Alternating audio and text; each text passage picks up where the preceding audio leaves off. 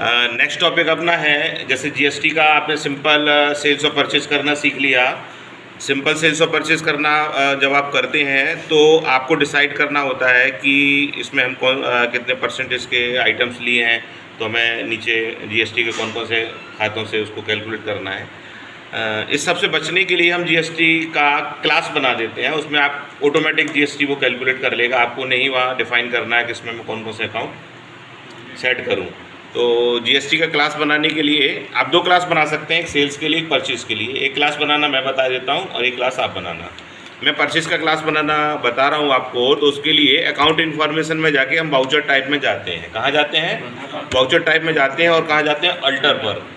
Alter पे जाके आप परचेज को सिलेक्ट कर लेते हैं। ये हमारा वाउचर है, परचेज वाउचर्स। इस पर आप एंटर करके, और यहाँ पे ये लिखा हुआ है नेम ऑफ क्लास, सबसे एंड में लिखा हुआ है। क्या लिखा हुआ है? तो हम यहाँ लिख लेते हैं GST purchase invoice. GST purchase invoice enter करते हुए यहाँ पे लिखा है एक्सक्लूड दिस ग्रुप, तो यहाँ पे एंड ऑफ लिस्ट कर दीजिए। इंक्लूड में आप bank account, cash in hand और क्रेडिटर्स। देखिए, माल तो अपन क्रेडिटर से ही खरीदते हैं, नगद खरीदने के लिए कैश हो गया और चेक से खरीदने के लिए बैंक हो गया। ठीक है, इसीलिए हमने तीनों चीज़ों को ले लिया। यहाँ पर हम परचेज ले लेते हैं, एंटर करते हुए पास करा देते हैं। यहाँ पर हम सारे जीएसटी के जो लेजर हैं उनको बिल्कुल सीक्वेंस सीरियलिटी से सेट कर देते हैं, जितने भी जीएसटी के आपने खाते बनाए। अब इस पर आप ध्यान रखिए, सिंगल है तो सिंगल वाले आपको 3-4 रखना है, सीजीएसटी, एसजीएसटी, आईजीएसटी और सेस। और मल्टीपल है तो मल्टीपल के रखना, सिंगल के मत रखना, नहीं डबल कैलकुलेट हो जाएगा वो।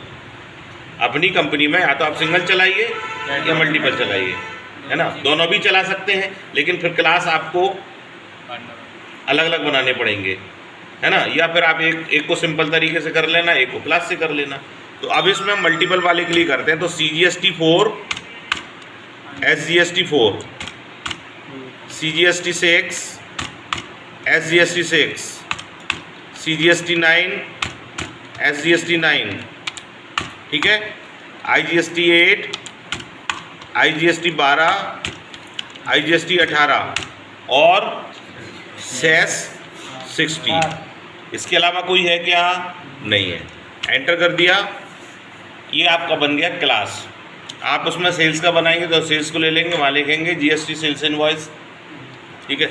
अब आप इसके थ्रू खरीद के देखिए F9 से।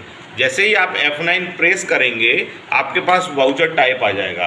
आपको मैनुअली चलना है या जो क्लास के अकॉर्डिंग चलना है। आपको क्लास के अकॉर्डिंग चलेंगे तो कैलकुलेट ऑटोमेटिक होगा, और मैनुअली तो अपन अभी किए हुआ है।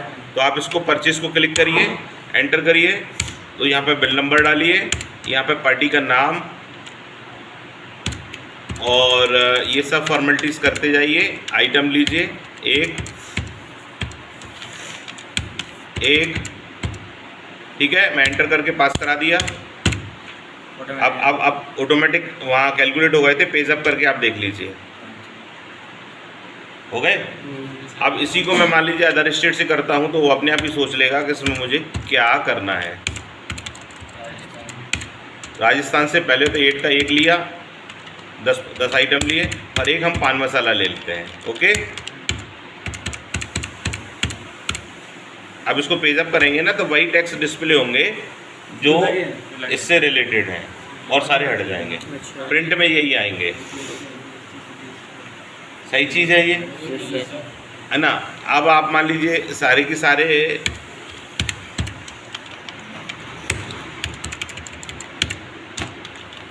18 का 1 ले लिया, फिर पान मसाला आपने ये ले लिया, ये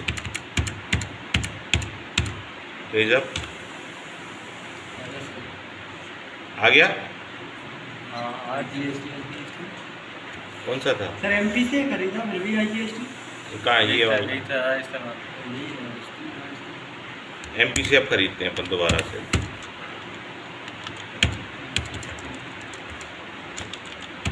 एक पीस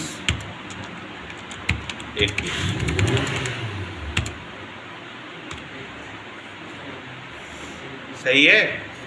8 का 4, पान मसाला का 12 का 6, ठीक है। ये हो गया आपका। अब इसको हटाएंगे कैसे? और